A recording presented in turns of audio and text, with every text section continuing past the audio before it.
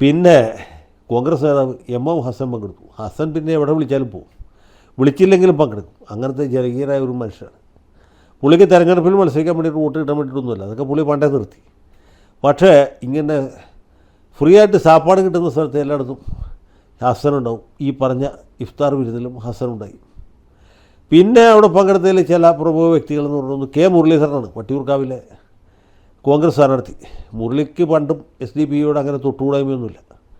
തൃശ്ശൂർ മത്സരിക്കുന്ന സമയത്ത് തന്നെ പുള്ളി പറഞ്ഞിട്ടുണ്ട് SDP വോട്ടല്ല ആരുടെ വോട്ടും സ്വീകരിക്കും എന്ന്. ഇപ്പോഴും അതിന് മാറ്റമൊന്നുമില്ല. വട്ടിയൂർക്കാവിൽ അതേ SDP ജമാഅത്ത് ഇസ്ലാമിക്കാരുടെ മറ്റ് സകല തീവ്രവാദികളുടെ വോട്ട് പ്രതീക്ഷിക്കുന്നുണ്ട്. അതുകൊണ്ടുകൂടിയാണ് ഈ ഇഫ്താർ മീറ്റിൽ പങ്കെടുത്തത്.